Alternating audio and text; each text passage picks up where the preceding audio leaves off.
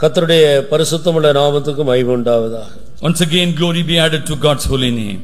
நாம் எல்லாரும் நம்முடைய தியானத்துக்காக நம்முடைய கவனத்தை லூக்கா எழுதின சுவிசேஷம் 17ஆம் அதிகாரம் 37வது வசனத்துக்கு திருப்பும்படியாக கேட்டுக்கொள்கிறேன். I solicit your attention. Please open up your Bibles to Luke the Gospel chapter 17 verse 37 please. அவர்கள் அவருக்கு பிரதியுத்தரமாக எங்கே ஆண்டவரே என்றார்கள். அதற்கு அவர்கள் பிணம் எங்கேயோ அங்கே கழுகுகள் வந்து கூடும் என்றார். And they answered and said unto him, Where, Lord? And he said unto them, Wheresoever the body is, thither will the eagles be gathered together. கர்த்தருக்கு ஸ்தோத்திரம். Praise be to the name of the Lord. இந்த அதிகாரம் முழுவதும் கர்த்தராகிய இயேசு கிறிஸ்துவுடைய வருகை எப்படி இருக்கும், எப்படிப்பட்டவர்கள் அவருடைய வருகையில் சென்று அவரை சந்திப்பார்கள் என்பதை சார்ந்து எழுதப்பட்ட வேத வசனங்களால் நிறைந்த ஒரு அதிகாரமாக இருக்கிறது. This whole of the chapter 17 describes as to how the coming of the Lord would be and what manner of people shall be getting ready and the eventual rapture. ஒரு கிறிஸ்தவனுடைய வாழ்க்கையின் முடிவிலே அவன் அனுபவிக்க போகிற ஒரு பெரிய ஆனந்த பாக்கியம்தான் கர்த்தருடைய வருகையாக இருக்கிறது. Yes, of course, the great mirth that is going to befall in a Christian life is the coming of the Lord at last. அந்த அனுபவத்தை இந்த காலத்தில் இருக்கிற இந்த கிருபையின் காலத்திலே ஜீவிக்கிற தேவனுடைய பிள்ளைகள் இழந்து போனால் அதை போல ஒரு நஷ்டம் வேறு ஒன்றும் கிடையாது. And there could be no other loss recurring in the life of a Christian who gives hope connected with the beatitudes about the coming of the Lord. அந்த அனுபவத்தை ஒருவன் பெற்றுக்கொண்டால் அதை போல அவன் சம்பாதித்த சொத்து வேற எதுவும் இல்லை. But on the contrary, if a person is richly harvested all the blessedness connected with the hope of his coming, there could be no other blessing he will be absenting in his life. சரியாக சொன்னால் எந்த ஒரு மனிதன் கர்த்தருடைய வருகையிலே ஆண்டவரை சந்திக்க தன்னை ஆயத்தப்படுத்திக் கொண்டு அவர் வரும்போது அவரை காண்கிறானோ அவன்தான் இந்த உலகத்தில் இருந்த எல்லா மனிதர்கள் மத்தியில் விசேஷித்த ஞானி என்று சொல்லலாம். In summary, we can say the person who is going to await for the coming of the Lord and is going to be gathered together when Christ comes is going to be the most wisest person ever upon the world. மற்றொரு வேத வசனத்தில் நாம் இப்படி காண்கிறோம்.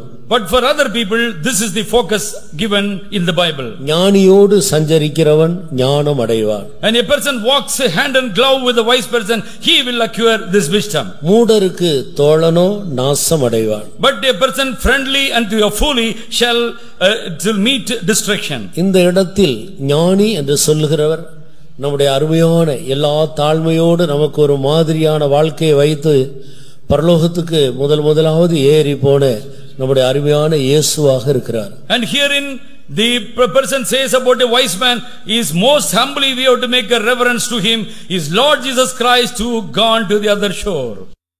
அவரோடு அந்த ஞானியோடு சஞ்சரிக்கிறவர்கள் ஞானம் அடைவார்கள். And he is the wise God and people those who are going to accompany him walk him in this world they are going to receive wisdom. மூடருக்கு தோழனோ நாசம் அடைவான். But a person friendly to folly he will meet destruction. இந்த மூடன் யார் என்றால் தேவன் வைத்த தன்னுடைய ஆதி மேன்மையை காத்துக்கொள்ளாமல் பெருமையினால் விழுந்து போன சாத்தானை காட்டுகிறது. And this foolish person is a person who because of his folly has gone along with the devil who has fallen. ஆனபடியால் பெருமையின் ஆவிக்கு இடம் கொடுத்து இந்த மகிமையான கர்த்தருடைய வருகைக்கு அந்நியராய் போகிற அனைவரும் அந்த மூடனாகிய சாத்தானுடைய தோழர்களாக காணப்படுகிறார்கள். The people those who are walking or having the pride in them and walking hand in glove with the devil, they are going to be destroyed at the end. They are the foolish person. அவர்களுடைய நித்திய முடிவு, அவருடைய நித்திய வாழ்க்கையின் முடிவு அது அக்கினியும் கதவு எரிகிறதான கடலாக இருக்கிறது. அது ஒரு நாசமுள்ள ஒரு வாழ்க்கை. And the last, the end of their conversation is going to be an eternal hellfire that where the brimstone is firing forever for them.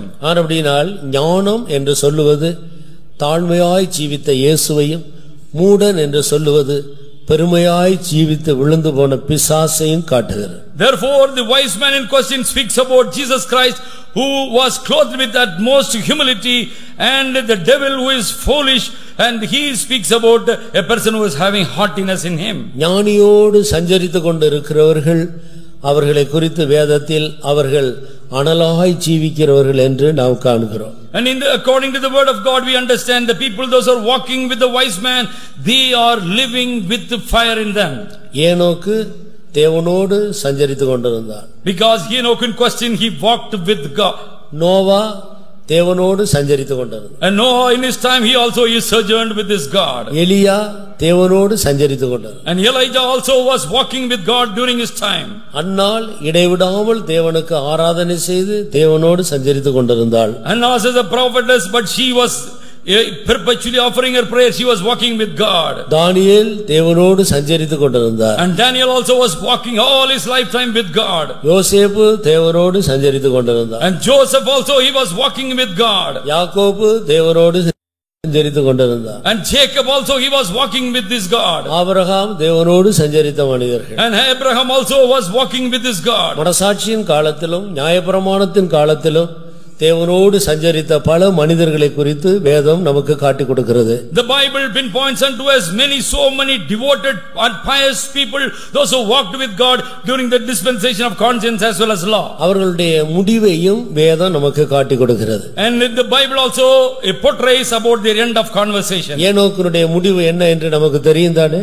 And we know fully well what was the end of the concourse of Enoch. எலியாவின் முடிவு என்ன என்று நமக்கு தெரியும் தானே? And we know what had happened to the end time of Elijah. நோவாவின் முடிவை நாம் அறிந்திருக்கிறோம். And we know about the end of the conversation of Noah. ஆனபடியால் தேவனோடு சஞ்சரித்த மனிதர்களுடைய முடிவை நாம் நன்றாக அறிந்திருக்கிறோம். Therefore we are we are aware of the end of conversation of the people walked with God. யோபு அவனுடைய காலத்தில் மனசாட்சியின் காலத்தில் தேவனோடு சஞ்சரித்துக் கொண்டிருந்த ஒரு மனிதன். And Job was a person in conscience period. He was walking hand in glove with God. யோபுடைய முடிவையும் வேதம் நமக்கு தெளிவாக காட்டிக் கொடுக்கிறது. The Bible also very lucidly describes about the end of the Job. இந்த இரண்டு காலங்களை பற்றியதான அறிவு பெற்று இந்த கிருபையின் காலத்திலே நாம் ஜீவித்துக் கொண்டிருக்கிறோம். And we are having a faintest knowledge connected with the two dispensation.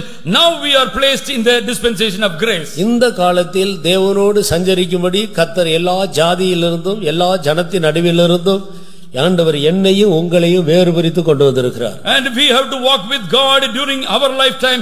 God has separated from all our kids and kin, from all our relatives, and brought us to God's fold. நாம் தேவனால் வேறுபிரிக்கப்பட்ட ஜனங்கள். And we are separated for God for His own sake. இன்றைக்கு अनेகர் இதனுடைய மேன்மையை விளங்கிக் கொள்ளாமல் தங்களுடைய வேறுபாட்டை இழந்து நஷ்டம் போய் கொண்டிருக்கிறார். Many people are ignorant about this their separation, but they are wasting their calling.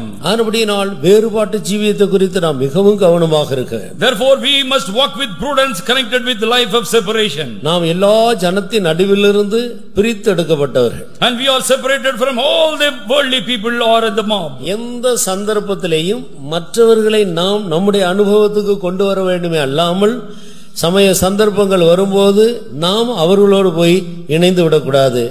அது பயங்கரமான ஒரு பின்மாற்ற வாழ்க்கை. It shall be a great backsliding in our life, and we have to bring all the people to our fold, to our experience, not that in any time that we have to walk according to the rudiments of this world. குறிப்பாக எத்தனையோ பெந்தகோஸ்தக்கார ஜனங்கள் இந்த நாட்களிலே விவாக சமயம் வரும்போது தங்களுடைய வேறுபாட்டை காத்துக்கொள்ளாமல் நஷ்டம் போய் கொண்டிருக்கிறதை ஆங்காங்க நாம் காண்கிறோம். Sadly we see one unique fact amongst even Pentecostal people. During the time of marriages they go astray and they take some other connections. ஆண்டவர் ஆபிரகாமை பற்றி நான் வேதத்துல வாசிக்கும்போது, and as we read about Abraham in the scriptures, Eliezer தன்னுடைய ஒரே மகன் ஈசாக்குக்கு பெண் பார்க்க வேண்டிய நேரம் வந்தபோது, when the time Eliezer was to be bidden to look for a bride for the son Isaac, நான் போய் பார்க்கிற பெண் ஒருவேளை இங்கே வர மனதில்லாது இருந்தால் நான் என்ன செய்ய வேண்டும், உன் குமாரனை அங்கே கொண்டு போக வேண்டுமா என்று கேட்கிறார்.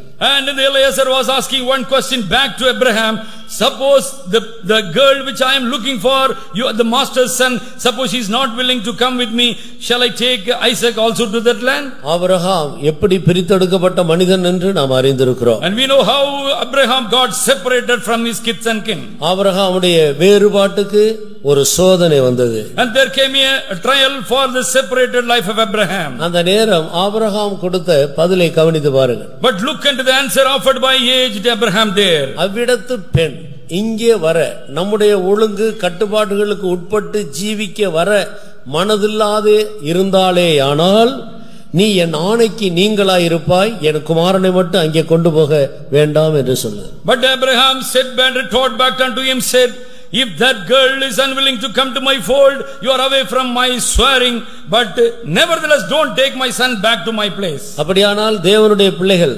ரட்சிக்கப்பட்ட தேவனுடைய பிள்ளைகள் தங்களுடைய வேறுபாட்டு அனுபவத்தை குறித்து எவ்வளவு கவனமாக இருக்க வேண்டும் என்று பார். And therefore we the saved spiritual people of the Lord, how much we must have the piety or the life of separation. எந்த சந்தர்ப்பத்திலே இந்த அனுபவத்தை விட்டு ஒரு நூல் அளவு கூட நீங்கள் இறங்க இடம் கொடுக்கவே கூடாது. And you must not give a handbreadth of the separation or the breach in the life of separation. இதை குறித்து நீங்கள் பழைய ஏற்பாட்டு காலத்தில் ஜீவித்த ரூத் என்ற அந்த பெண்ணை கவனித்து பாருங்கள். But as an example you can see the life of Ruth of Old Testament. அந்த ரூத்துக்கு ஒரு சோதனை வந்தது. There came a trial on the life of Ruth. நகோமியினுடைய 2 ஆண் மக்களும் மரித்து போனார்கள். The two sons of Naomi, they already ended with death. நகோமியினுடைய புருஷனும் மரித்து போனார். The husband of Naomi also passed away. எனவே இப்பொழுது நகோமி எந்த விதமான ஆண் உதவி எதுவும் இல்லாமல் தனித்தவளானாள். Now she was a solitary being and she was a widow and no other male member to accompany her. புருஷனும் மரித்து போனான், பிள்ளைகள் இருவரும் மரித்து போனார். Now she is an alone woman in the family, husband passed away, 2 sons also passed away. இப்பொழுது 2 குமாரர்களுக்கும் Moab தேசத்திலிருந்து 2 பெண்களை விவாகம் பண்ணி வைத்தாள். Now during that lifetime that she had given the 2 sons married unto 2 of the women of Moab. பிள்ளைகள் இருவரும் மரித்ததனாலே இப்போது மருமக்கள் 2 பேரும் விதவைகளாக மாறினார். And because the 2 sons already passed away, therefore the daughter-in-laws they became widow, but they were with her. அவர்கள் இளம் பெண்கள். They were young virgins or young girls. ஆனபடியினால் அவர்கள் இருவரையும் பார்த்து நகோமி மனித அபிமானத்தில் இப்படி சொல்லுகிறாள். But in a humanitarian note, then she was telling to the daughter-in-laws, நீங்கள் இளம் பெண்களாக இருக்கிறீர்கள். and because you are all very young, என்னுடைய 2 குமாரர்களும் மரித்து விட்டார். my 2 sons also already passed away. எனக்கு புருஷனும் இல்லை. I do not have any husband for me. நான் வேற விவாகம் பண்ணி எனக்கு குமாரர்கள் பிறந்தாலும் அதுவரைக்கும் நீங்கள் காத்திருக்க முடியாது. And because already you are aged woman, therefore you cannot wait up till I give forth an issue or a birth. நீங்கள் உங்களுடைய ஜனத்தார் அண்டைக்கு, உங்களுடைய தேசத்துக்கு, உங்களுடைய ஜனத்தார் அண்டைக்கு திரும்பி போங்கள். Therefore now you go to your kindred and be with your people or your nation. உங்களுக்கு விருப்பமான யாரை ஆயிலும் நீங்கள் விவாகம் பண்ணிக்கொள்ளுங்கள். And you can be wedded with any person to whom you desire after. இப்படி சொன்ன உடனே ஓர்பாள் ஒரு முத்தமிட்டு கொண்டு ஓடி போய்விட்டார். And on Naomi saying this word, Orpah came, given a kiss to the mother-in-law, she departed. ஆனால் ரூத் சொன்ன வார்த்தையை கவனித்து பாருங்க. But look into the saying of Ruth here. பின்திரும்பி உம்மை பின்பற்றாமல் பின்திரும்பி போவதை குறித்து என்னோடு நீர் பேச வேண்டாம். Please entreat not about my going back any time in your life. மரணம்தான் உன்னை என்னை பிரிக்க வேண்டும். Only death must sever our ties, death must separate us. மற்றபடி நான் பின்திரும்பி போவதை குறித்து இனி என்னோடு பேச வேண்டாம். Henceforth do not entreat for me to walk back to my people. உன்னுடைய ஜனம் என்னுடைய ஜனம். For your people are my people. உன்னுடைய தேவன் என்னுடைய தேவன். For your God is my God. நீ போகிற இடத்துக்கு நான் வருவேன். When I shall go to the place where thou lodgest. நீ மரித்து அடக்கம் பண்ணப்படுகிற இடத்திலே நானும் மரித்து அடக்கம் பண்ணப்படுவேன். Where you are going to die, where you are going to bury, there shall I be also buried. இனி வேறொரு மார்க்கம் எனக்கு இல்லை. I do not have any other path for me individually. இப்படி ரூத் நகோமியோடு ஒரு உடன்படிக்கை பண்ணினாள். And this was the covenant Ruth made with Naomi. ஆனபடியால் இயேசு கிறிஸ்துவினுடைய இரத்தத்தால் கழுவப்பட்டு அபிஷேகம் பெற்ற தேவனுடைய பிள்ளைகள் அப்போஸ்தல ஊழியர்களோடு இப்படிப்பட்ட ஒரு உடன்படிக்கை பண்ணி அதில் உறுதியாக இருக்க. Therefore all the saved people of the Lord, those who have been purged by the precious blood of Jesus Christ, they must have such a connection or connectivity with the children of or the apostles. என்னுடைய பிள்ளைகளை இந்த ஒழுங்கில் வளர்ப்பேன். That I shall raise up my children in this decorum. என்னுடைய விவாகம் இந்த ஒழுங்குக்கு உட்பட்டு தான் நடக்கும். My marriage shall be solemnized only according to the decorum of the church. என்னுடைய மரணமும் இந்த ஒழுங்குக்குள்ள தான் முடிய வேண்டும். My end of my life also is going to be within the forum or within the decorum. எனக்கு இன்னி வேறொரு ஜனக்கூட்டம் என்னுடைய உறவினர்கள் அல்ல. And another group of people or my kids and relatives are not my own group now. இந்த ஜனக்கூட்டம் தான் என்னுடைய ஜனம். And this multitude, this group of people are mine own people. இவர்கள் தான் என்னுடைய உறவினர்கள். And they are all my relatives now. இப்படிப்பட்ட ஒரு உடன்படிக்கை பண்ணி இதிலே உறுதியாக இருக்க வேண்டியது ஒவ்வொரு விசுவாசியினுடைய பொறுப்பு. And it is the individual duty or responsibility of every believer that this must be your conviction and your covenant. இப்படிப்பட்ட ஒரு தீர்மானம் பண்ணி இதிலே உறுதியாக இராவிட்டால் நாம் கர்த்தருடைய வருகையில் சந்திப்பது கடினமான ஒரு பகுதி. And it shall be an uphill task or impossible task if you are not having such a decision made and right in that decision. ஆனபடியினால் கிறிஸ்துவ வாழ்க்கை என்று சொல்லுவது வேறுபாட்டை முக்கியத்துவப்படுத்துகிற ஒரு வாழ்க்கை. Therefore Christian life is a life which amplifies or it brings about the focal about the life of separation. முதல் நூற்றாண்டு காலத்துல 3000 பேர் இருதயத்திலே குத்தப்பட்டு ஞானஸ்நானம் பெற்றார்கள். First century people, when they were pricked in their heart and they came to the apostles' feet and they were baptized. குத்தப்பட்ட இவர்கள் நாங்கள் என்ன செய்ய வேண்டும் என்று பேதுரு அப்போஸ்தலரிடத்தில் வந்து கேட்கிறார். And all the pin-pricked people, they came, knelt before Peter and asked, "Oh people of God, what shall we do?" நீங்கள் மனம் திரும்புங்கள், ஞானஸ்நானம் பெறுங்கள், பரிசுத்தாய் பெற்றுக்கொள்ளுங்கள், அப்போஸ்தலருடைய உபதேசத்திலும் அந்யோன்யத்திலும் அப்பம்புக்குதலிலும் ஜெபம் பண்ணுவதிலும் உறுதியாய் தரித்திருங்கள். And exhortation given by Peter was that repent and be baptized in water, receive the Holy Spirit of the Lord, have a separated life and be in the partaking of the breads with the saints and offer yourself unceasingly the prayers unto the Lord. இவைகள் எல்லாவற்றோடு சேர்த்து இன்னொரு முக்கியமான ஒரு ஆலோசனையை அவர்களுக்கு சொல்லிக் கொடுத்தார். Along with all this tabulated thing, he gave another counsel to them. நீங்கள் மாறுபாடுள்ள இந்த சந்ததியை விட்டு விலகி உங்களை ரட்சித்துக் கொள்ளுங்கள். And one thing exhortation he offered by him was that you must save yourself from this perverted or untoward generation. ஆனபடியால் இந்த சுவிசேஷத்தை விசுவாசியாத அனைவரும் அவர்கள் நம்முடைய தாயாக இருக்கலாம், தகப்பனாக இருக்கலாம், உறவினர்களாக இருக்கலாம், உனக்கு என்றைக்கு இந்த வெளிப்படுத்துதல் கிடைத்ததோ அன்று முதல் அவர்கள் எல்லாரும் உன்னை பொறுத்தவரையில் மாறுபாடுள்ள சந்ததியாக காணப்படுகிறார். As far as you and me, they may be your mother, your father, or brother, or sister, but because you have been saved by the scripture of the Lord, they are going to be called as untoward generation for you. அவர்களை நேசியுங்கள், அவர்களை கனம் பண்ணுங்கள், அவர்களுக்கு செய்ய வேண்டிய கடமை எல்லாவற்றையும் செய்யுங்கள். ஆனால் உங்களுடைய வேறுபாட்டு ஜீவியத்தில் ஆத்மா சம்பந்தப்பட்ட காரியங்களில் எந்த விதத்திலேயும் நீ மறுபடியும் அவர்களோடு இணைந்து விடக்கூடாது. It is good that if you give them honor and you give them your salutations and you be with them and give them all reverence, but you must keep forth your life of separation by any means. ஆனபடியால் கிறிஸ்துவ வாழ்க்கை வேறு பிரிக்கப்பட்ட ஒரு வாழ்க்கை. Therefore Christian life is a life wedded with the life of separation. வேறுபாடு என்று சொல்லும்போது அதிலே நாம் கவனிக்க வேண்டிய இரண்டு காரியங்கள் இருக்கிறது. And the separation means two important things that we must look for in it. நீங்கள் கொரிந்தியரின் புத்தகத்தில் படிக்கும்போது and referring to the epistle of Corinthians, பரிசுத்த பவுல் முதலாம் கொரிந்தியர் 5ஆம் அதிகாரத்தில் இவ்விதமாக எழுதுகிறார். In 1 Corinthians chapter 5, Saint Paul writes like this. நான் எவ்வளவேனும் இவ்வுலகத்தில் உள்ளதான விபச்சாரக்காரர், அநியாயக்காரர், இவர்களோடு விக்கிரக ஆராதனைக்காரர் இவர்களோடு கலந்திருக்க கூடாது என்று நான் உங்களுக்கு சொல்லவில்லை. And I did not say that you must be away from all drunkards or fornicators and be away from this world. விபச்சாரக்காரர், அநியாயக்காரர், விக்கிரக ஆராதனைக்காரர் என்பவர்களோடு கலந்திருக்க கூடாது என்று நான் உங்களுக்கு சொன்னேன். ஆனால் இந்த உலகத்தில் உள்ளதான அப்படிப்பட்டவர்களோடு கலந்திருக்க கூடாது என்று நான் சொல்லவில்லை. But I said you must not make company with fornicators, but I did not say that you must come out of the people of the world. அப்படியானால் நாம் இந்த உலகத்தை விட்டே போக வேண்டுமே.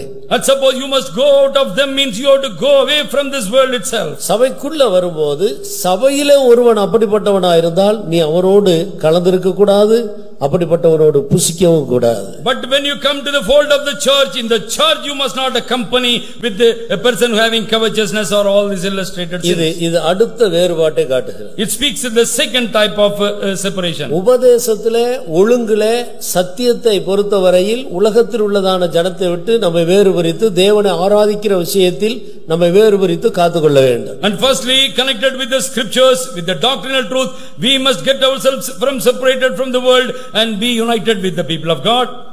அதே நேரத்தில் அவர்களோடு எவ்வளவேனும் நாம் சேர்ந்து இருக்காமல் இருக்கவே இந்த உலகத்தில் வாழ முடியாது.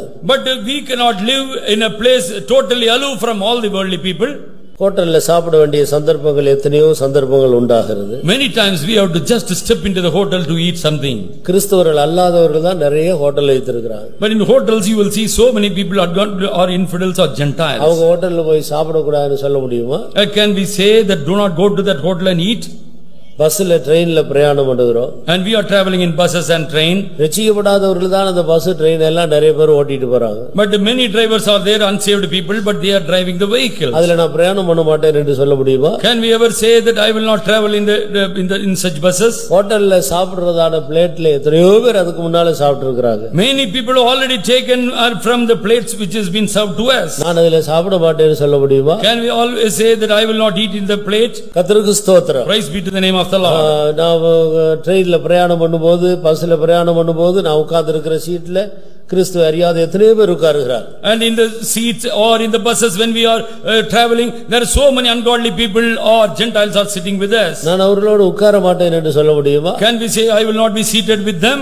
மறுபடியும் அருமையானவர்களே, Oh therefore beloved people, நாம் தேவனை ஆராதிக்கிற விஷயத்தில் நம்மை வேறுபரித்துக் கொள்ள வேண்டும். But in the mode of worshiping we must have a separated life altogether. தேவனுக்கு நமக்கு இருக்கிறதான அந்த ஐக்கியத்தில் நம்முடைய வேறுபாட்டை காத்துக்கொள்ள வேண்டும். And we must have a total connection with the Lord and exhibit the life of separation. உலகத்தில் உள்ளதான ஜனங்களை விட்டு இந்த விஷயத்தில் நாம் வேறுபரித்துக் கொள்ள வேண்டும். இந்த அடிப்படையில் அவர்கள் நமக்கு மாறுபாடான சந்ததியாக இருக்கிறார்கள். And as far as on this basis we must not have any connection with the world and we must have a life of separation in அதே நேரத்தில் சகோதரன் எண்ணப்பட்ட ஒருவன். But at the same time one person is called to be. இந்த இடத்தில் தேவனுடைய பிள்ளைகள் நன்றாக கவனிக்க வேண்டும். And herein we the people of the Lord must mark and understand. சகோதரன் எண்ணப்பட்ட ஒருவன். But a person who is being called as our brethren. பரிசுத்த பவுல் கொரிந்தியருக்கு எழுதின முதல் நிருபத்திலே 5ஆம் அதிகாரத்தில் இதை குறிப்பிடுகிறார். And Saint Paul writing an epistle to Corinth that he writes in the 5th chapter this. சகோதரன் எண்ணப்பட்ட ஒருவன். And a person who is called to be brethren. இங்கே சகோதரன் என்று யாரை சொல்லுகிறார்? And to whom he is addressing and calling as brethren. ரட்சிக்கப்பட்டு ஞானஸ்நானம் எடுத்து தேவனுடைய பிள்ளையாக மாறிய ஒருவன். And who has been saved, received baptism in waters, now he has come to the fold of church. சகோதரன் எண்ணப்பட்ட ஒருவன். And a person who is called to be brethren. இப்பொழுது வாசிங்க 10வது வசனத்தையும் 9, 10, 11 3 வசனத்தையும் 9, 10 and 11 please. விபச்சாரக்காரரோடே கலந்திருக்க கூடாதென்று நிருபத்தில் உங்களுக்கு எழுதினேன். ஆனாலும் இவ்வுலகத்தில் உள்ள விபச்சாரக்காரர், பொருளாசிக்காரர், கொள்ளைக்காரர், விக்கிரக ஆராதனைக்காரர் இவர்களோடு எவ்வளவும் கலந்திருக்க கூடாதென்று நான் எழுதவில்லை. அப்படியானால் நீங்கள் உலகத்தை விட்டு நீங்கி போக வேண்டியதா இருக்குமே. நான் உங்களுக்கு எழுதினது என்னவென்றால், சகோதரன் எண்ணப்பட்ட ஒருவன் விபச்சாரக்காரனாயாவது, பொருளாசைக்காரனாயாவது, விக்கிரக ஆராதனைக்காரனாயாவது, உதாசீனாயாவது, வெறியனாயாவது, கொள்ளைக்காரனாயாவது இருந்தால் அவனோடே கலந்திருக்க கூடாது. அப்படிப்பட்டவனோடே கூட புசிக்கவும் கூடாது. கர்த்தருக்கு ஸ்தோத்திரம். Praise be to the name of the Lord. இந்த காரியத்தை கவனித்து பாருங்க. And mark this 11th verse. இவர் ரட்சிக்கப்படாத ஒரு சகோதரன் என்று வைத்துக் கொள்ளுது. The standing brother is an unsaved person. இவரிடத்தில் எல்லா கெட்ட பழக்கமும் இருக்கிறது. And he has got so many vices with him. நானும் இவரும் சேர்ந்து ஒரு இடத்துல வேலை செய்கிறோம். And I am working with this standing member. இவரை விட்டு நான் தெய்வத்தை ஆராதிக்கிற விஷயத்தில் நான் என்னை வேறுபரித்து காத்துக்கொள்ள வேண்டுமே தவிர சேர்ந்து வேலை செய்கிற இடத்திலிருந்து இவரை விட்டு நான் பிரிய வேண்டிய அவசியம் இல்லை. As far as worshiping is concerned, that I must not have spiritually no connection with him, but I must work with him. அவரோடு சேர்ந்து ஒன்றாக சாப்பிடலாம். I can eat with him. அவரோட சேர்ந்து ஒண்ணா பிரயாணம் பண்ணலாம். I can even travel with him. அதுல எந்த விதமான தவறு கிடையாது. And that is not wrong. அன்புனால நான் அவருக்கு ஏதாயிலும் கொடுக்கலாம், அவர் கொடுக்கிறதை நானும் வாங்கிக் கொள்ளலாம். And with cordial relationship I can offer him something, receive something back from him. அதே நேரத்தில் ஆண்டவருக்கு பிரியமில்லாத இவரிடத்தில் இருக்கிற பழக்க வழக்கங்களுக்கு என்ன வேறு பிரித்து கொள்ள வேண்டும். But at the very same time, all the misgivings what he possessed away from God's fold, I must never have any connection. இந்த உலகத்தில் இருக்கிற இப்படிப்பட்டவர்களை விட்டு நான் விலகி இருக்க வேண்டும் என்று நான் உங்களுக்கு சொல்லவில்லை. That I write not unto you that you need to be away from the worldly people in this world. No. நான் ரட்சிக்கப்பட்டு இயேசு கிறிஸ்துவின் இரத்தத்தால் கழுவப்பட்டு ஒரு விசுவாசியா மாறின பிறகு அவன் இப்படிப்பட்ட பாவங்களை செய்தால் அவன் பக்கத்துல கூட போய் நின்னு சாப்பிட்டுடாத. But if a person has got a salvation, he been purged by the precious blood of the Lord, he is a member in your church, but now do not go to him to dine even with him. அவனோடு உட்காராத. And don't be seated even with him. அவனோடு பழகாத. And don't have a connection with him. அவனோடு பேசாத. Don't even speak to him. அப்படிப்பட்டவனை நீ தள்ளி வைக்க வேண்டும். And you must shun him aside from your life. எந்த விதத்திலும் அவனோடு எந்த விதமான ஐக்கியத்தை நீ வைத்துக் கொள்ளாத. You must not harbor any connection whatsoever with him. ஏனென்றால் ரட்சிக்கப்படாத ஒரு மனிதனை விட ரட்சிக்கப்பட்டு பின்வாங்கி போன இவன் மகா ஆபத்தான மனிதன். Because he is a very perilous man, because he is rather very cruel man, because he is unsaved, he is saved but now he is backslidden. இவனை குறித்து இப்படிப்பட்டவர்களை குறித்து வேதத்திலே யூதா நிருபத்தில் என்ன சொல்லுகிறது? And what in the epistle of Jude what we see about such people? இவர்களுக்கு பல பெயர்கள் கொடுக்கப்பட்டிருக்கிறது. The many names have been attributed to them. நீங்கள் யூதா நிருபத்தை எடுத்து வாசித்தால், and if you open the epistle to Jude, இவர்களுக்கு கொடுக்கப்பட்டிருக்கிற அந்த பல பெயர்களை நாம் காணலாம். and we can see many names have been given to such people. வாசியுங்கள்.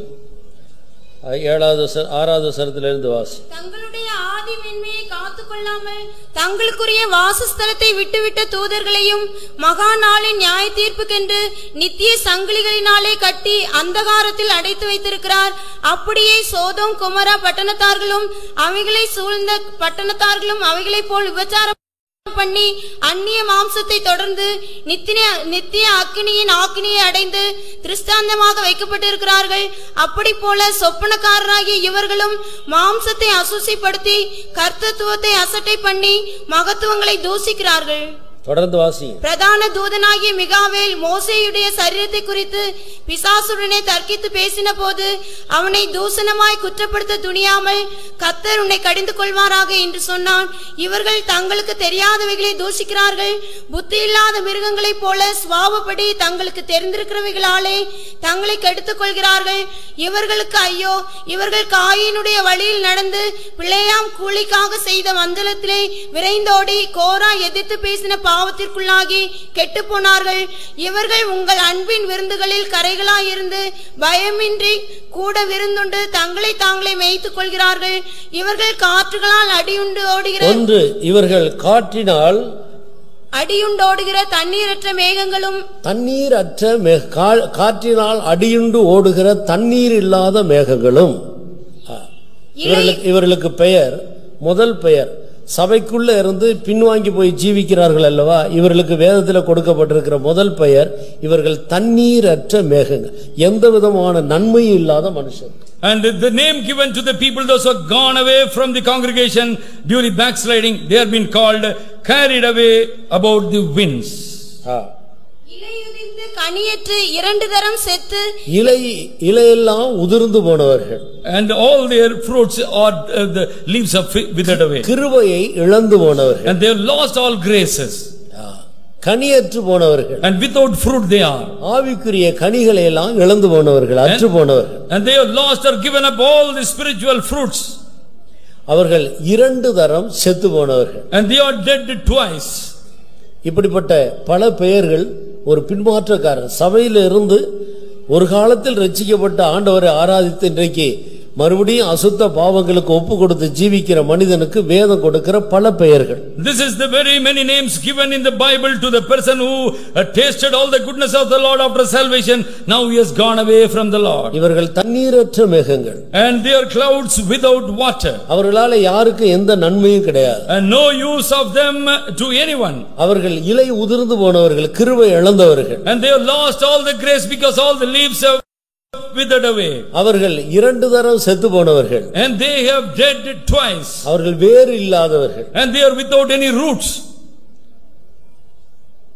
இரண்டு தரம் எப்படி செத்தார்கள்? And how they have dead twice? ரட்சிக்கப்படுவதற்கு முன்பாக அக்கிரமங்களினாலும் பாவங்களினாலும் நாம் மரித்திருந்தோம். And before we got the salvation, we were dead in sin and trespasses. ஆண்டவர் நம்மை உயிர்ப்பித்தார். But God quickened all of us. ஒரு முறை இயேசு கிறிஸ்துவின் இரத்தத்தினால் நாம் கழுவப்பட்டு உயிர்ப்பிக்கப்பட்டோம். And once that we have been purged by precious blood of Jesus and we have been quickened. இப்பொழுது மறுபடியும் அந்த பின்மாற்றத்துக்குள்ள போனபடியினால், and because we once again walk back to the old traditional sins, இப்பொழுது இரண்டாம் முறை அவர்கள் செத்து போனார். now they are dead the second time. ஆனபடியினால் முதல் முறை செத்த மனிதனோடு ஒண்ணா இருக்கலாம், இரண்டாவது முறை செத்த மனிதனோடு ஒண்ணா இருக்க கூடாது. Therefore a person who is dead once, you can be with him, but not to a person who is dead twice. அப்படிப்பட்டவர்களோடு நீ புசிக்காத. And do not dine with that person. அப்படிப்பட்டவர்களோடு நீ பந்தியில் இருக்க வேண்டாம். And don't be seated with him in the tables with him. அப்படிப்பட்டவர்கள் பந்தியில பங்கெடுக்க அனுமதிக்க கூடாது. And you must not allow even your members to be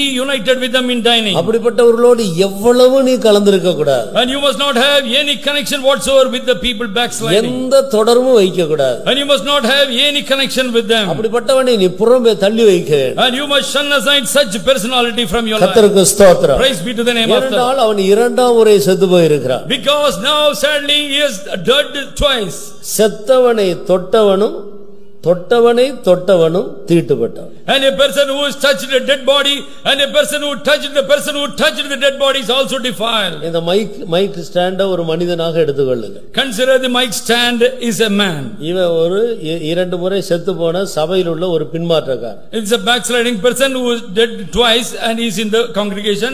இவனை நான் தொட்டால் நானும் தீட்டுப்பட்டவன். Suppose if I touch this dead person, that I am defiled. இவனோடு பிரயாணம் பண்ணக்கூடாது. But I must not travel with him. இவனோடு சேர்ந்து சாப்பிடக்கூடாது. I must never sup with him. இவனோடு சேர்ந்து ஒரு இடத்துல உட்கார்ந்து சம்பாஷிக்க கூடாது. I must not be seated with him and we have a scornful talks. இவனோடு எந்த விதமான தொடர்பையும் நான் வைக்க கூடாது. I must not have any connection whatsoever with him. ஏதாயிலும் ஒரு விதத்தில் இவனோடு தொடர்பு வைத்தால் நான் இவனை தொட்டிருக்கிறேன், நானும் தீட்டுப்பட்டவன். By any means if I have a connection with him, I have touched him, it implies I have defiled myself. இவர் ஒரு பின்மாற்றக்காரரோடு பழகி கொண்டிருக்கிறார் என்று தெரிந்தால் இவர் என்ன தொட்டாலும் இவரும் தீட்டுப்பட்டுடுவார். Suppose this person is already having a connection with the backslide person and when another person touches him, he is also getting defiled. அப்படியானால் பின்மாற்றம் என்று சொல்லுவது எவ்வளவு பயங்கரமான விஷம் நிறைந்த ஒன்று என்று கவனித்து பாருங்கள். Therefore you can see the vehement venom that backsliding is possessing within. Current தொட்டா ஷாக் அடிக்கிறது போல ஒரு பின்மாற்றக்காரனை தொட்டா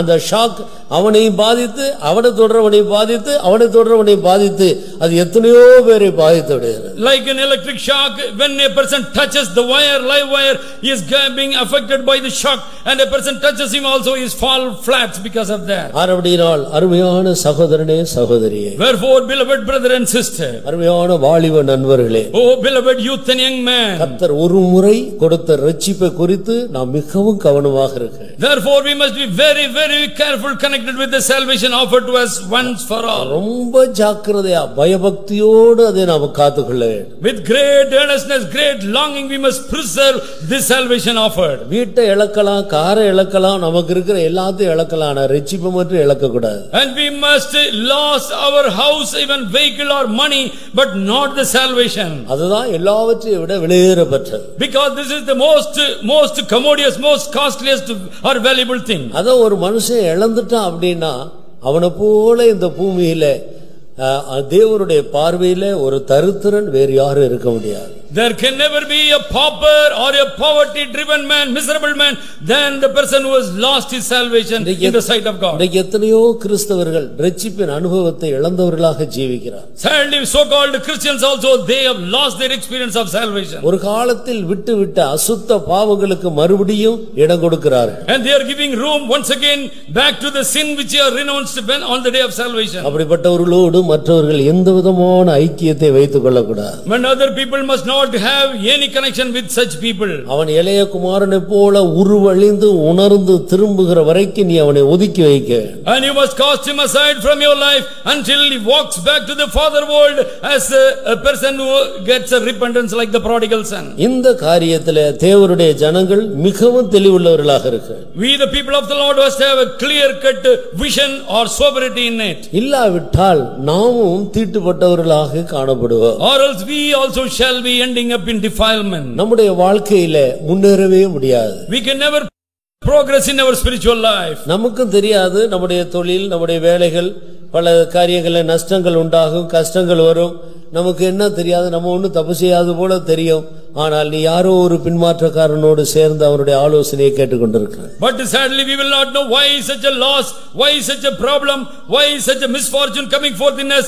But with ignorantly we must be having a connection with the backsliding person. ரட்சிக்கப்படாதவனை விட ரட்சிக்கப்பட்டு பின்வாங்கி போனவன் தான் பயங்கரமான பாவி. And greatest sinner is a person who is not an unsaved person, but a person saved but then has gone drawn away from God. ரட்சிக்கப்படாதவனோடு உட்கார்ந்து சாப்பிடலாம், ஆனால் ரட்சிக்கப்பட்டு பின்வாங்கி போனவனோடு உட்காரவே கூடாது. But we can go and dine with the unsaved person, but not with the person who has gone away from God. பாம்பு கொத்துறது போல இவருடைய ஒவ்வொரு வார்த்தையும் விஷமா தான் வெளியே வரும். And every word meted out by his mouth shall be as venomous as a snake that bites us. அப்படித்தான் ஏவாள் ரொம்ப நேரம் மணிக்கணக்கில் பேசல சர்ப்பத்தோட.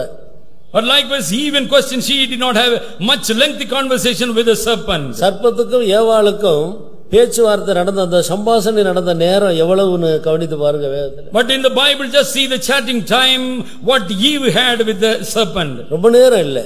Not a enduring time. இந்த கனியை தேவன் புசிக்க கூடாது என்று உங்களுக்கு சொன்னாரோ? Is it so whether God has told you not to eat this fruit? ஆமா சொன்னார், இதை புசிக்கிற நாளிலே சாகவே சாவீர்கள் என்று சொன்னார். And she replied back, yes, God said on the day I will eat thereof I am going to die. இல்ல நீங்க புசிக்கலாம், புசித்தா அவரை போல மாறிடுவீங்க, அதனால தான் உங்களை அப்படி மாற விட கூடாதுன்னு புசிக்க வேண்டாம்னு சொல்றார். And again a reply came from that serpent, said no, you can eat, you will not going to die, you shall be like him. அந்த வார்த்தை ஒன்னு ரெண்டு வார்த்தை தான், அந்த வார்த்தையினால மைண்ட் அப்படியே மாறிடுச்சு. In the block were one or two verses and it changed the minds of Eve. உடனே அவள் கை நீட்டி பறித்தாள், புசித்தாள். இவளும் செத்து போனா, அந்த செத்தவனோடு தொடர்பு வைத்தா இவளும் செத்தா, இவ பேச்ச கேட்டதான ஆதாமும் செத்தான். And now she stretched forth her arm to pluck that fruit to eat. And she was defiled because it touched the counsel of the serpent. Now Adam also died because he touched the Eve. செத்த சர்ப்பத்தை, பலு சர்ப்பத்தை, அந்த பிசாசை ஏவாள் தொட்டாள். ஆதாம் ஏவாளை தொட்டான். செத்தவனை தொட்டவனும் தீட்டுப்பட்டவர்களாகி தோட்டத்தை விட்டு வெளியே துரத்தப்பட்டார். And the dead serpent also came, it was murmuring something, but Eve touched her, Adam touched her, and all the three perished and they came out of the Garden of Eden. ஆனபடியால் யாரா இருந்தாலும் சரி, பின்மாற்றத்துக்குள்ள போய் கொண்டிருக்கிறார்கள், கர்த்தருடைய ஒழுங்கை விட்டு விலகி ஜீவிக்கிறார்கள் என்று உங்களுக்கு தெரியும் போது மெதுவா நீங்க அவர்களை விட்டு பிரிந்து கொள்ள. And maybe whatever person we are, but when we realize that this person is walking from the oracles of the Lord, please go away, move away from him. அவரோடு எந்த விதத்திலும் தொடர்பு வைக்க கூடாது. And do not have any connection whatsoever with him. அதனால எவ்வளவு நஷ்டம் வந்தாலும் பரவாயில்லை, நீங்கள் வேறு பிரித்துக் கொள்ள. No matter whatsoever the process, the losses that may require in your life. இல்லாவிட்டால் பேசுற ஒவ்வொரு வார்த்தையும் அது கன்னிங் நிறைந்த வார்த்தையாக இருக்கு, உன்னை அழித்துக் கொண்டே இருக்கு. Or else every word you are going to cough out, the word you are going to listen is going to be an ensnarement in your life. கர்த்தருக்கு ஸ்தோத்திரம். Praise be to the name of the Lord. கிறிஸ்துவ வாழ்க்கை தன்னை வேறு பிரித்துக் கொண்டு ஜீவிக்க வேண்டிய வாழ்க்கை. And Christian life is a life in which we must have a total separation in us. முதலாவது வேறுபாடு தெய்வீகத்துக்கு அடுத்த விஷயத்தில் இந்த உலக ஜனங்களை விட்டு நம்மை பிரித்துக் கொள்ள வேண்டும். ஆனால் சரீரத்தில் அவர்களோடு சேர்ந்து செய்ய வேண்டிய காரியங்களை செய்யலாம். First life of separation, we must be separated from the world, we must be with them, but separated spiritually from all their activities. இரண்டாவது வேறுபாடு சபைக்குள்ள வந்து சத்தியத்தை அறிந்து பின்வாங்கி போனவனோடு எந்த தொடர்பு வைக்காமல் வேறு பிரித்துக் கொள்ள வேண்டும். And second type of separation is when you come to the church and within the fold, a person who is having the perverted doctrine, do not have any connection with him. அப்படிப்பட்டவனோடு நீங்கள் கலந்திருக்கவே கூடாது. And you must never move with such person who has got a perversion in him. கர்த்தருக்கு ஸ்தோத்திரம். Praise be to the name of the Lord. ஒருவேளை சொந்த பிள்ளைகள் பின்வாங்கி போனாலும் கூட வீடு சொந்த வீடா இருந்தா கொடுத்துட்டு நீங்க போய் வாடகை வீட்டுல குடியிருந்து உங்களை காத்துக்கொள்ளு. And suppose there may be only your own begotten son or daughter, but go away from his own house and be in a rented house. கர்த்தர் உன்னோடு கூட இருந்து உன்னை காத்துக்கொள்ளு. And God is going to be with you to preserve your life. இந்த இடத்தில் பிள்ளை என்று பார்க்க கூடாது, பெற்றோர்கள் என்று பார்க்க கூடாது. In the point of salvation, do not look unto your son or even to your father. சொந்த மனைவி என்று பார்க்க கூடாது. Do not look for your own wife. புருஷன் என்று பார்க்க கூடாது. Do not consider even your husband. நம்முடைய ஜீவியத்தை குறித்து மிக கவனமாக இருக்க. And we must have a great burden connected with our life. ஆதாமும் ஏவாளும் போய்க்கொண்டே, லோத்தும் மனைவியும் போய்க்கொண்டே இருந்தார். It is a place in which Lot as well as his wife they were walking. மனைவி பின் திரும்பி உப்பு தூணாளாள். And the wife of Lot looked back and became a pillar of salt. ஆனால் லோத்து பின் திரும்பி பார்க்கல, அப்படியே விட்டு போய் கொண்டிருந்தார். But Lot did not look back to his wife, but he was pressing on, walking towards the hill. கர்த்தருடைய நாமத்துக்கு மகிமை உண்டாகட்டும். May glory be to the name of the Lord. பின்மாற்றத்தின் ஆவியை குறித்து நாம் மிகவும் கவனமாக இருக்க. We must have great care connected with the backsliding spirit. அப்படினால் புருஷன் பின்வாங்கி இருக்கிறார் என்று சொல்லி மனைவி நான் இனிமே இங்க இருக்க மாட்டேன்னு சொல்லிட்டு ஓடக்கூடாது, அது தப்பு.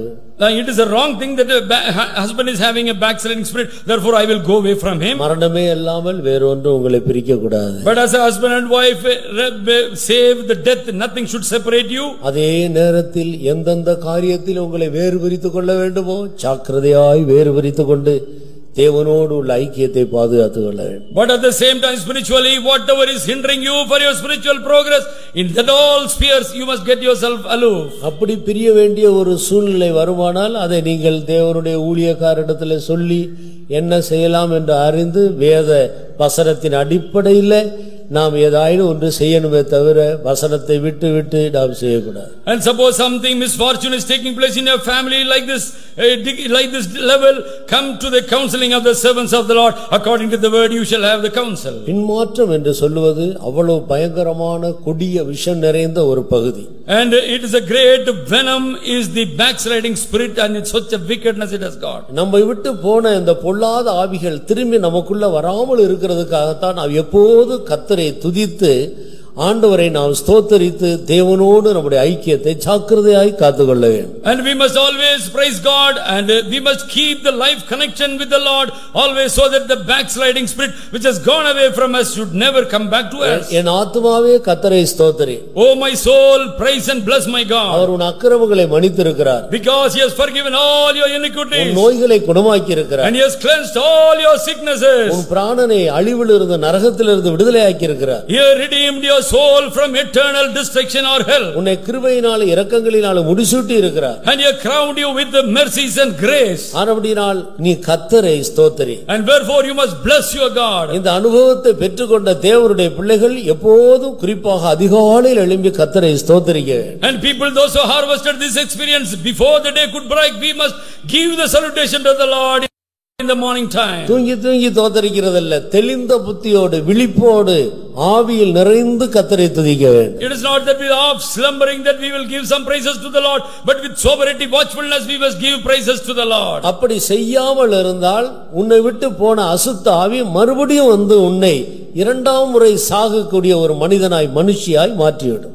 Suppose you are not giving such a adorious or savor filled praises to God, this backsliding, all the spirit those who have gone away from you, we shall try to come back to you. கர்த்தரை துதிக்காம இருக்கிறதுனால ஆண்டவருக்கு ஒரு நஷ்டம் இல்லை, நீ பின்மாற்றக்காரனாய் போய் விடுவாய். And suppose you are not praising God, God will not have any loss, but you will be a backsliding person. நீங்கள் ஒரு வாரம் ஆண்டவரை துதிக்காமல் இருந்து பாருங்கள்.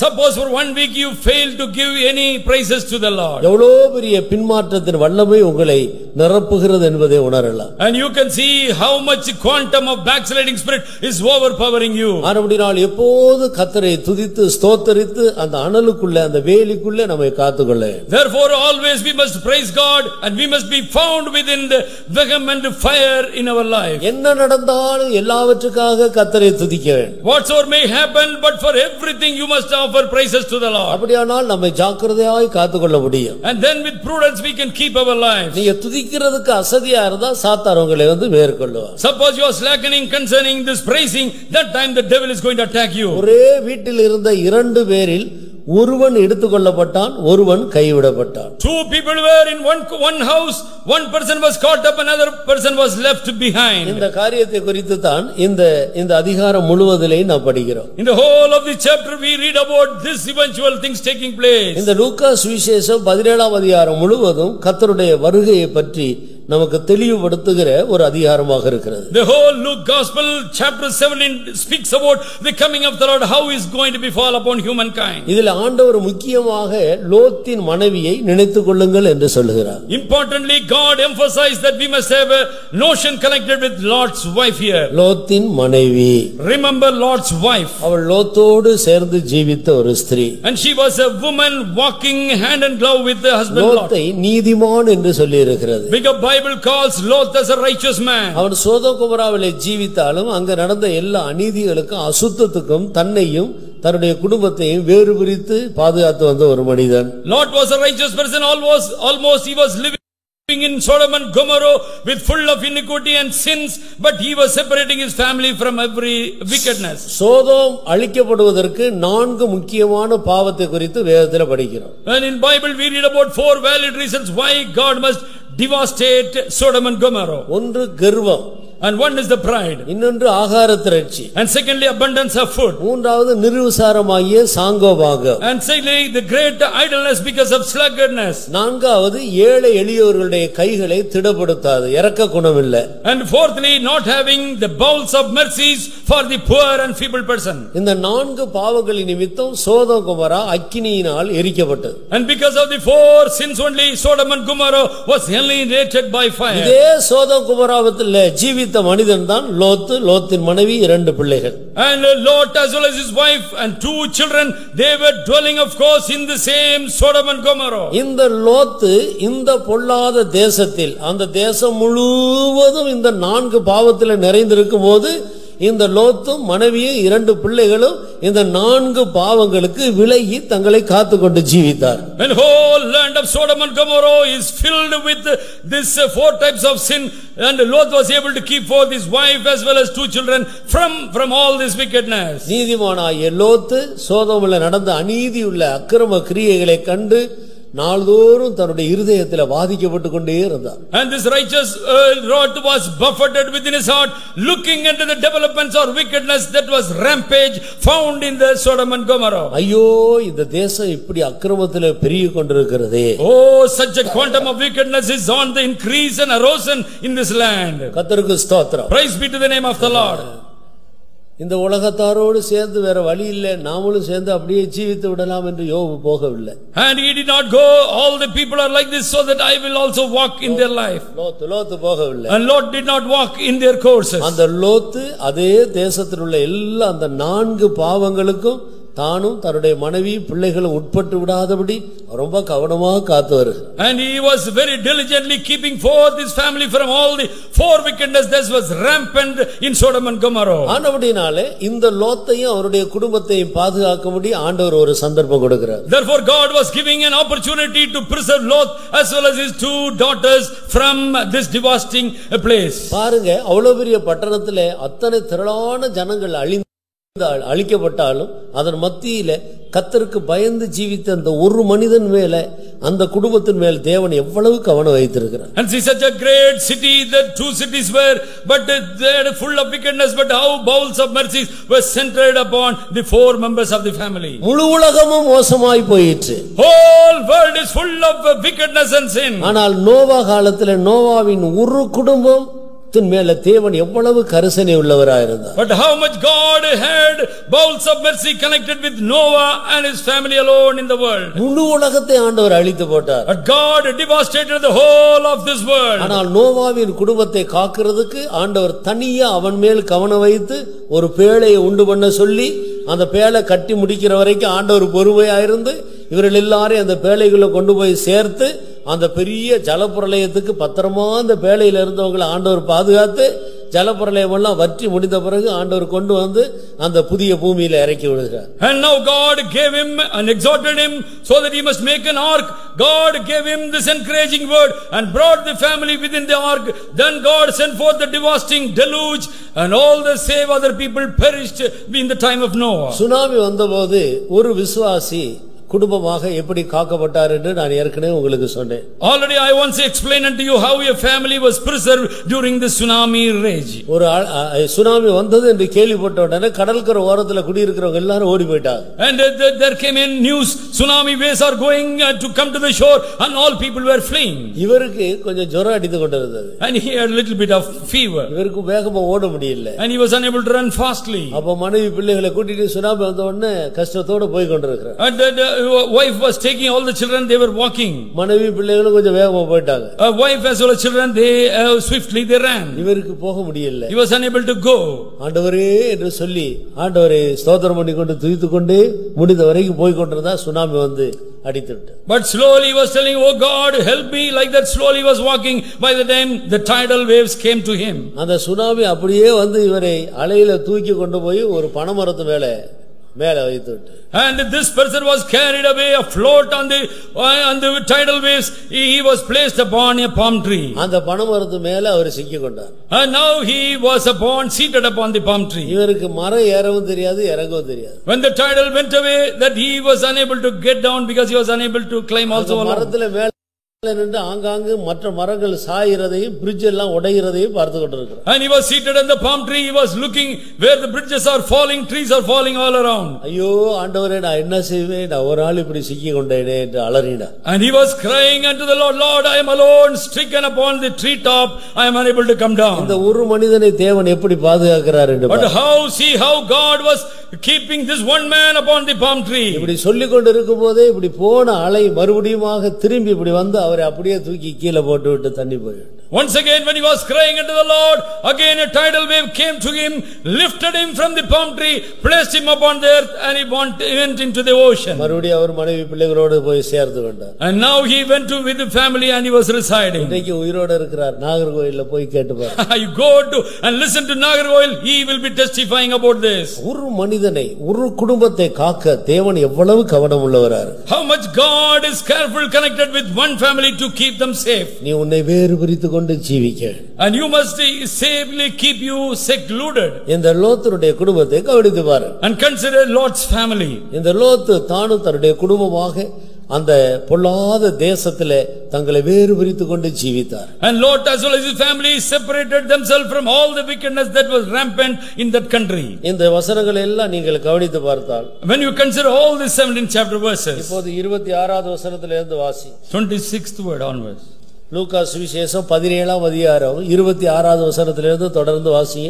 நோவாவின் நாட்களில் நடந்தது போல மனுஷகுமாரன். எல்லாரும் வேத புத்தகம் இருக்கிறவங்க எல்லாம் உங்களுடைய வேத புத்தகத்தில் அந்த அதிகாரத்தை எடுத்து வைத்து வசனங்களை சரியாக கவனிங்க. நோவாவின் நாட்களில் நடந்தது போல மனுஷகுமாரனுடைய நாட்களிலும் நடக்கும். நோவா பேழைக்குள் பிரவேசித்த நாள் வரைக்கும் ஜனங்கள் புசித்தார்கள், பெண் கொண்டு கொடுத்தார்கள். ஜலப்பிரளயம் வந்து எல்லாரையும் அழித்து போட்டது. லோத்தினுடைய நாட்களில் நடந்தது போலவும் நடக்கும்.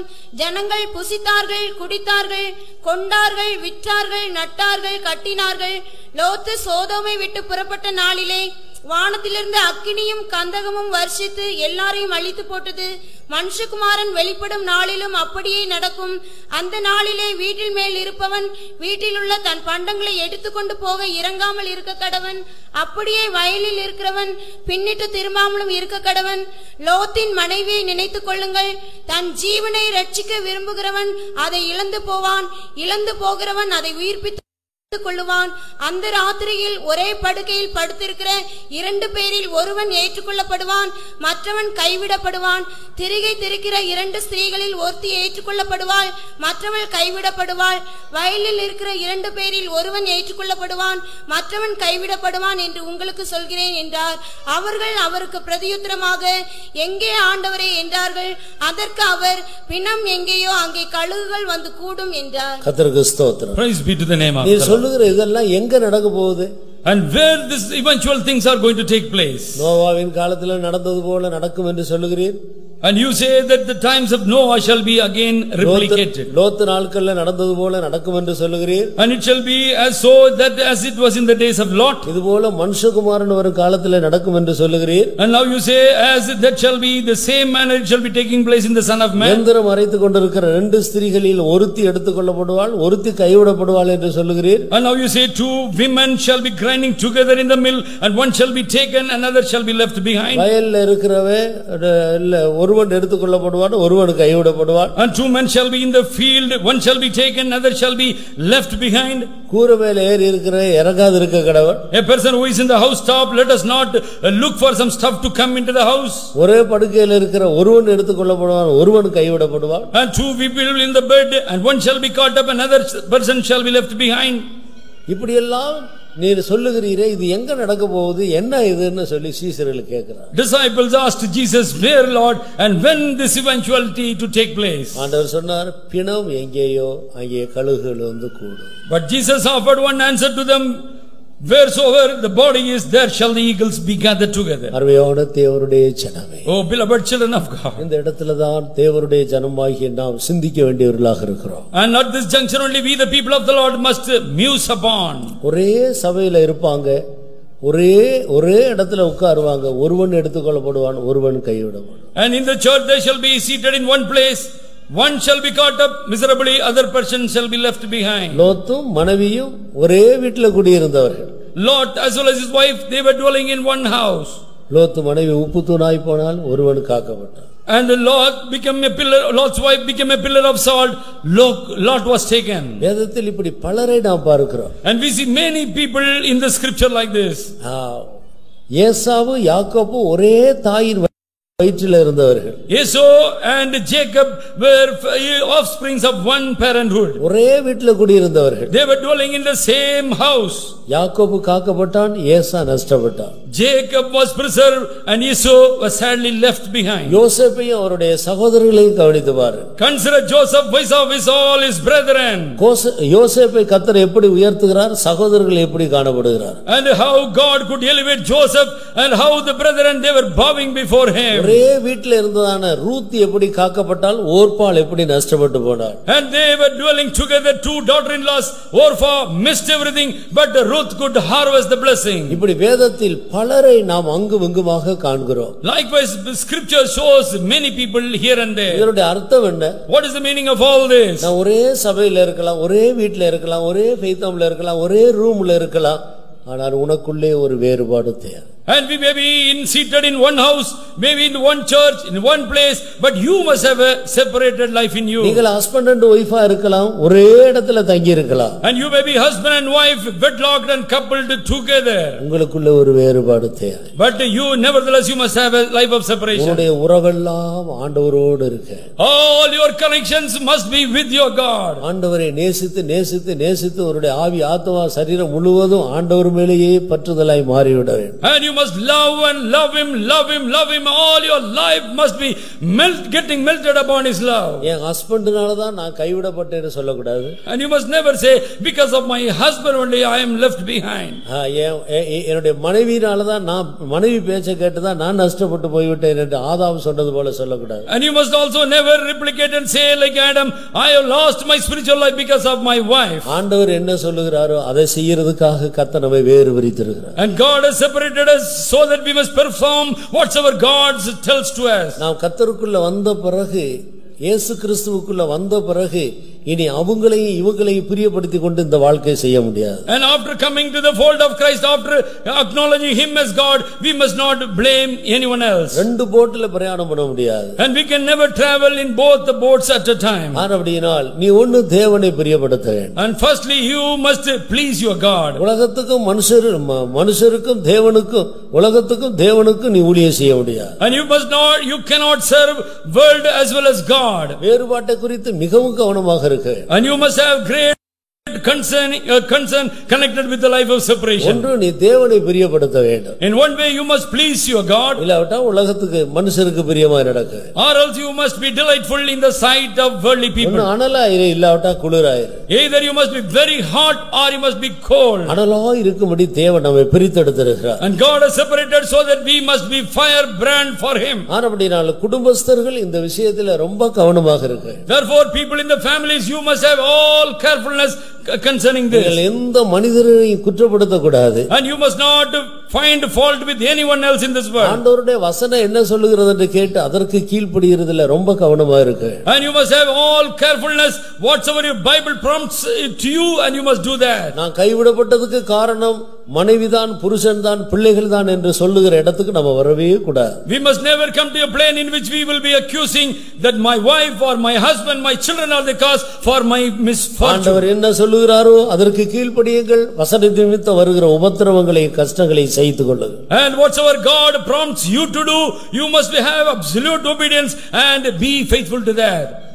பிணம் எங்கேயோ அங்கே கழுகுகள் வந்து கூடும். Where a carcass or a body is, there shall be eagles be. இங்கே நான் அடிக்கடி சொல்லுகிறது போல பிணம் என்று சொல்லுவது இயேசுவை காட்டுகிறது. And here in body it speaks about the body of our Lord Jesus Christ. ஏன் ஆண்டவரை பிணம் என்று சொல்லி இருக்கிறது? Why it has been told our Lord Jesus as a body or corpse? மரித்தவன் எல்லா பாவங்களுக்கு நீங்களாகி விடுதலையாக்கப்பட்டிருக்கிறானே. Because a dead person is away from all manner of sins. செத்து போன ஒரு மனிதன் எந்த பாவத்தையும் செய்ய செயலற்றவன். And he is inoperative totally. He cannot do any type of sinning in his life. இனி எந்த வல்லமையான பாவமும் அவனை மேற்கொள்ளாது. Any powerful sin can never come and attack or allure him. எந்த பாவமும் போய் ஒரு செத்த மனிதனை பார்த்து நீ என்னை அனுபவி என்று சொல்லாது. And no sin can come to a dead body and tell it that you come and enjoy or taste me. அதை அனுபவிக்க கூடியதான சக்தி டெட் பாடிக்கு இல்ல. The dead body has got no sensitive in it to enjoy any pleasure. ஒவ்வொரு கிறிஸ்தவனும் dead பாடியாக மாறு. Every Christian must become a dead body in himself. இந்த உலகத்தில் இருக்கிற எந்த பாவத்தையும் அனுபவிக்க கூடிய செயலற்றவனாக மாற வேண்டும். And we must become totally inoperative as far as the sin of the world is concerned. ஒரு மனிதன் பயங்கர சிகரெட் குடித்து வாயினால குடித்து மூக்கு வழியா விடுறவன் என்று வைத்துக் கொள்ள. Suppose there is a chain smoker, he will always puffing cigar after a cigar.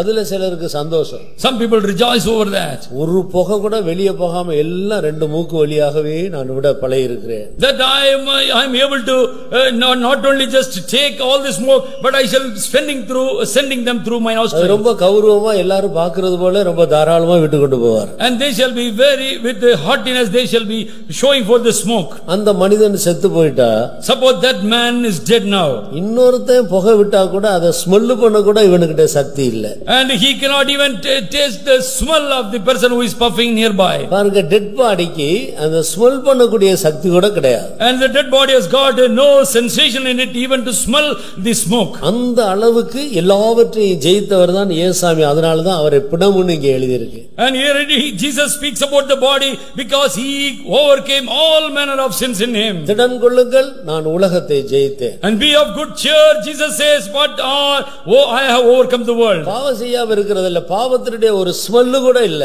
And not that he was not doing any sin, no smell of sin was found in Jesus. எந்த அளவுக்கு இயேசுசாமி ஜெயம் எடுத்தார் என்று பாரு. And see what manner of victory Jesus demonstrated. பிணம் எங்கேயோ அங்கே கழுகுகள் வந்து கூடும். Wheresoever the body is, thither will the eagles gather together. அப்படியானால் இந்த பிணமாகிய இயேசு மத்திய வானத்திலே வருவார். And this is the case, as a body Christ shall be appearing in the mid sky. சாதாரண பிணம்னு உடனே சாதாரண பிணம்னு யோசிக்க கூடாது. And ordinary carcass is not an ordinary body Jesus is. எல்லா பாவங்களையும் பூரணமாய் ஜெயம் எடுத்த இயேசு கிறிஸ்து. Jesus Christ who became a victor over all manner of sin in this world. எல்லாவற்றையும் அவர் ஜெயித்தவராக மத்திய வானத்துக்கு வருவார். And he shall come conquering all manner of all the sins in the world will come to the mid sky. அப்போது கழுகுகள் எல்லாம் அங்க வந்து கூடும். And now behold, all the eagles shall be thronging or coming closer to him. நீங்க பணம் இருக்கிற இடத்துல கழுகுகளை பார்க்கலாம். And you can see the eagles is surrounding or in the near the carcasses. ஒரு ஆடு மாடு செத்து போய்விட்டால், Suppose a sheep or a goat is dead there. அதை யாரும் கவனிக்காம அப்படியே போட்டு விட்டாங்கன்னா காடுகள்ல திடீரென்று அந்த இடத்துல நிறைய கழுகுகள் வந்து கூடும். And you can see in the dead body the vultures or eagles shall be coming and all places. நாய் அங்கே வரும், The dog shall be coming in, காகம் அங்கே வரும், the crow shall become, இது போல சில பறவைகள் அங்கே அசுத்த பறவைகள் வரும். like the evil beast or fowls shall be descending upon the body. எதுக்காக? Why it comes there? இந்த நாய் இந்த காகம் இதெல்லாம் வந்து அந்த டெட் பாடியில இருக்கிறதான சதை தோல் இதெல்லாம் சாப்பிட்டு கொண்டிருக்கு. And the crows as well as the dogs, they shall be taking the skin or the flesh or the muscles. இதெல்லாம் அந்த பிணத்துல இருக்கிற இப்படிப்பட்ட மிருகங்களுக்கும் பறவைகளுக்குள்ள ஆகாரம். And this is the meat that this beast or the fowl should take from the peripheral body. இவைகள் எல்லாம் வந்து அந்த சதை தோல் அதெல்லாம் கொத்தி சாப்பிட்டு அப்படியே சாப்பிட்டுட்டு போயிட்டே இருக்கு. It shall be taking or intaking all the consuming all the skin and the flesh that is in the outside. இதெல்லாம் கொத்தி சாப்பிட்ட பிறகு கடைசியா எலும்புகள் கிடக்கும், தடியான எலும்புகள் அங்கே கிடக்கும். And lastly there shall be big great limbs or bones there. இந்த நல்ல ஒரு வயதான மாட்டினுடைய எலும்பெல்லாம் நல்ல பலமான மாட்டினுடைய எலும்பெல்லாம் நாய்க்கு கடிக்க முடியாது. But the dog cannot even break asunder the bones of a great oxen or bullock. இதெல்லாம் இந்த மற்ற சதை அதை இதெல்லாம் சாப்பிட்டுட்டு போன பிறகு கழுகுகள் அங்கே வரும். The vulture shall be descending upon the place of the carcass. எதுக்கு தெரியுமா? Why it comes there? எலும்பை உடைச்சு உள்ள இருக்கிற ஊனை சாப்பிடுறதுக்கு. It shall be breaking the bones asunder and the supping or intaking all the marrow. அதுதான் அதிக சக்தி உள்ள ஒரு மிருகத்துல அதிக சக்தி உள்ளது வந்து எலும்புக்குள்ள இருக்கிற ஊன். And the great sap or juice that is found in the body of a dead person or the animal is the sap that is found within the bones. இத சாப்பிடுறதுனால தான் கழுகு அவ்வளவு உயரத்துல பறக்குது. Because it takes all the marrow, therefore it can fly alone. அப்ப பிணம் இயேசுவா இருந்தால் கழுகுகள் யார்? And if the body is Jesus Christ, and who are called to be eagles? அவர்கள்தான் பரிசுத்தாவி பெற்று தன்னை வேறுபிரித்து காத்துக்கொண்டு ஜீவிக்கிறதான பரிசுத்தவான்கள். And all the saints of God who received the Holy Spirit in them, they are keeping them all their holiness, they are eagles. இவர்கள் எதை சாப்பிடுகிறார்கள்? And what do they eat? இந்த பிணம் இயேசுவா இருந்தால் இயேசுவிட்ட இருக்கிறதான அந்த தோல் சதை போன்ற வெளிப்படையான இவைகளை சாப்பிடுறதல்ல. And this eagle shall not take the outward or peripheral blessing that Jesus was having in his hand. இது ஒரு வகையான ஆசீர்வாதம். And this is also one type of blessing. இன்னொரு ஆசீர்வாதம் என்ன? Then another type of blessing in the body. எலும்புகளுக்குள்ள இருக்கிற ஊன். The marrow that is found within the bones. இந்த கழுகு எலும்பை உடைத்து அதை சாப்பிடும். The eagle shall be breaking asunder the bones, taking the marrows. அப்ப இந்த ரெண்டு ஆசீர்வாதம் ஒரு பிரேதத்துக்கிட்ட இருக்கு. Therefore the two types of blessings could be seen in the body. இயேசு கிறிஸ்து ஒரு பிணமானால் அவரிடத்துல ரெண்டு ஆசீர்வாதம் இருக்கு. If Jesus is a dead body, there are two types of blessings Jesus is going to offer us. இந்த வார்த்தை கர்த்தராகிய இயேசு தான் தன்னை பற்றி தீர்க்கதரிசனமாக சொல்லுகிறார். This 37th word uttered by Jesus Christ as a prophetical word connected it with his life. உலகத்திலே நடக்க போகிற இனி நடக்க போகிற காரியம் என்னன்றதை பற்றி ஏசாமி சொன்ன தீர்க்கதரிசனங்களால் நிறைந்த ஒரு அதிகாரம் தான் லூக்கா சுவிசேஷம் 17 அதிகாரம். The gospel according to Saint Luke chapter 17 is the prophetical utterance of Jesus Christ, what shall happen in the end of time. இந்த தீர்க்கதரிசனம் இன்னும் நிறைவேற இல்ல, சீக்கிரத்துல நிறைவேற போகிறது. This prophetical things have not been fulfilled totally now, but it very shortly it shall be accomplished. இந்த இடத்தில் கர்த்தராகிய இயேசு தன்னை ஒரு பிணம் என்று சொல்லுகிறார். Here in Lord Jesus Christ narrates himself to be a dead body in himself. பிணத்தின் இடத்துல ரெண்டு ஆசீர்வாதங்கள் இருக்கிறது. And within the dead body there is going to be two types of blessing. ஒன்று மேலே காணப்படுகிறதான சதை தோல் கொழுப்பு போன்றவைகள். And one is the peripheral things, all the blessing that could be seen outwardly, the flesh or the muscles. இன்னொன்று எலும்புக்குள்ள மறைந்திருக்கிற ஊன்.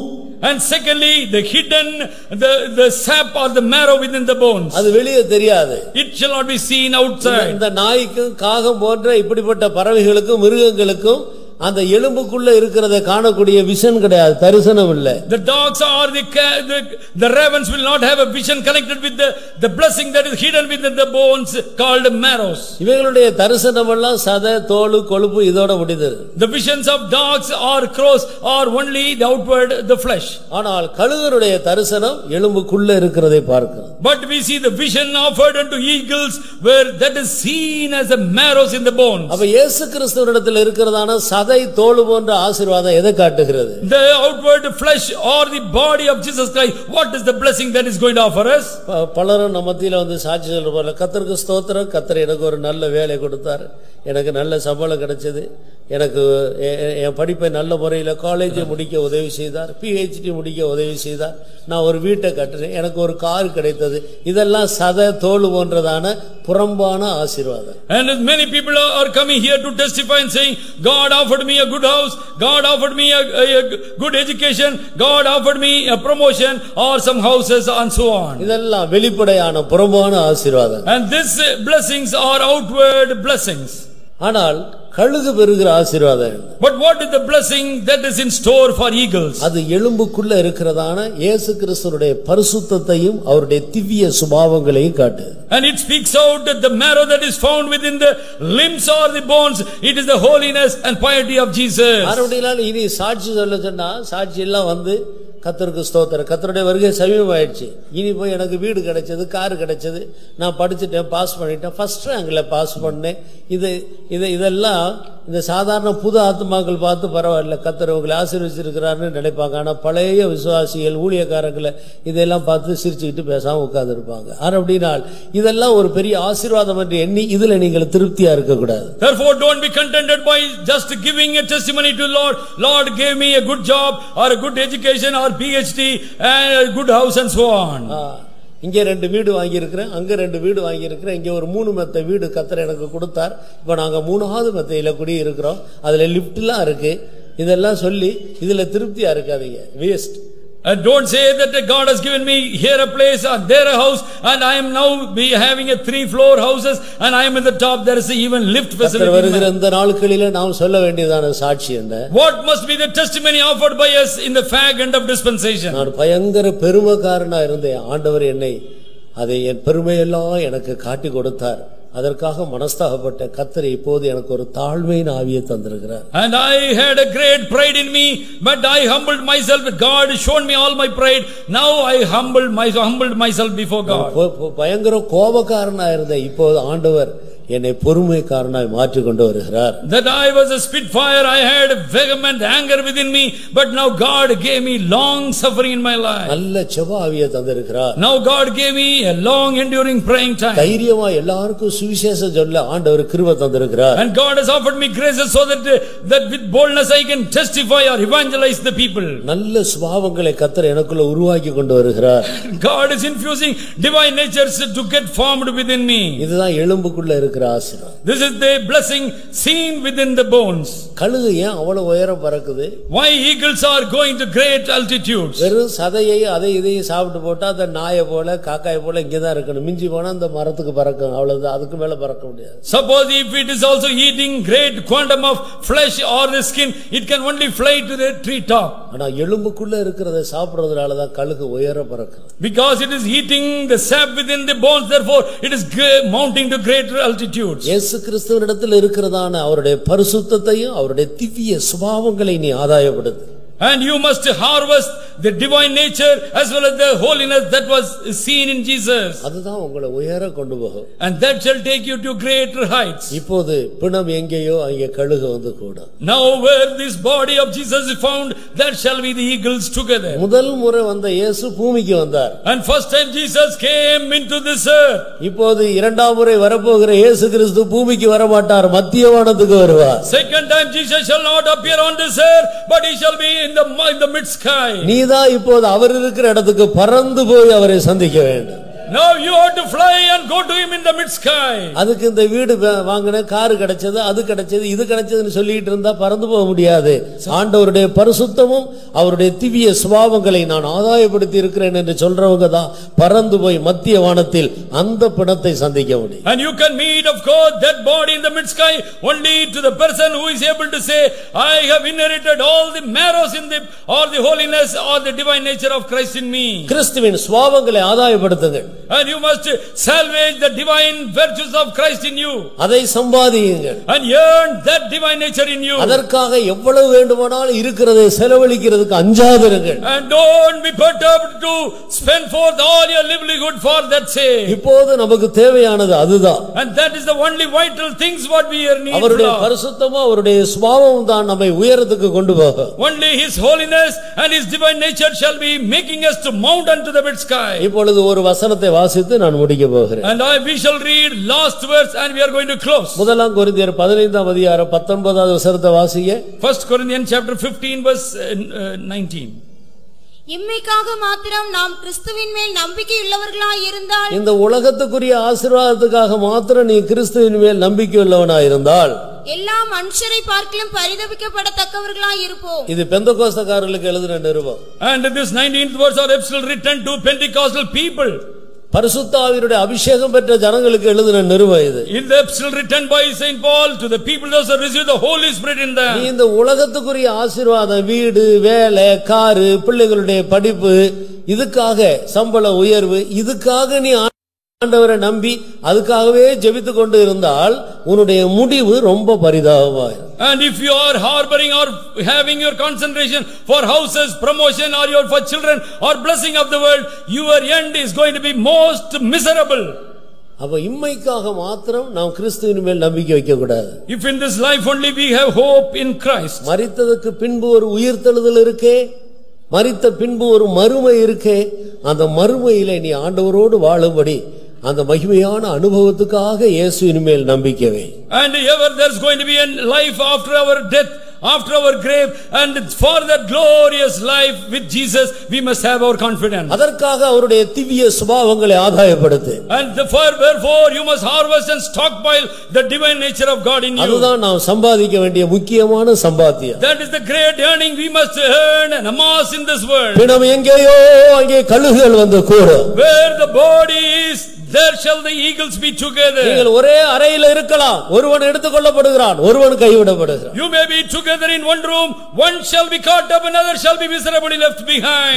வாரம் ஒரே இடத்துல வந்து நீங்கள் ரெண்டு பேர் சேர்ந்து உட்கார்ந்து இருக்கலாம், ஒருவன் எடுத்துக்கொள்ளப்படுகிறான், ஒருவன் கைவிடப்படுகிறான். And same Sunday after Sunday we will be seated together in one mat, one shall be caught up, another shall be left behind. ஒருவன் இயேசுவினிடத்தில் அந்த பூமிக்குரிய ஆசீர்வாதங்களை பெற்றதிலே திருப்தியா இருக்கிறவன். One person is well content with the terrestrial and flesh and the physical blessing. இன்னொருவன் தன்னுடைய தரிசனத்தை இன்னும் உயர்த்தி அவரிடத்தில் இருக்கிற பரிசுத்தத்தை, திவ்ய சுபாவத்தை ஆதாயப்படுத்தினார். Another person is having an extended vision, is looking into the holiness and divine natures for him. இனி இயேசு பூமிக்கு வர மாட்டார். Now Jesus shall not appear on this earth. அவர் மத்திய வானத்திலே பிணமாக வெளிப்படுவார். And he shall appear as a dead body on the mid sky. அந்த பிணத்தினுடைய அர்த்தம் என்ன?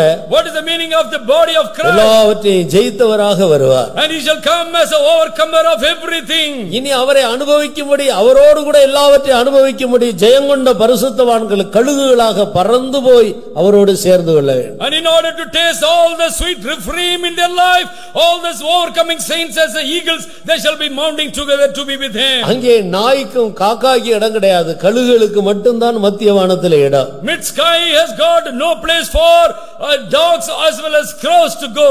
எத்தனை பேர் கழுகுகளாக ஜீவிக்க விரும்புகிறேன்? How many of us want to live like an eagle? முழங்கால்களை முடக்கு. And please be on your knees. நம்முடைய கண்களை மூடுவோம். Let us shut our eyes. ஆண்டவரே, என்னை கழுகை போல மாற்றும். Lord, transfigure me as an eagle. என்னுடைய தரிசனத்தை புதுப்பித்துக் கொடும் ஆண்டவரே. Lord, revive or renew my vision. உன்னை ஒரு கழுகாக எண்ணிக்கொண்டு ஜீவித்தால் நீ சண்டை போடுவாயா? Suppose you are living yourself or reckoning yourself to be eagle, will you be striving?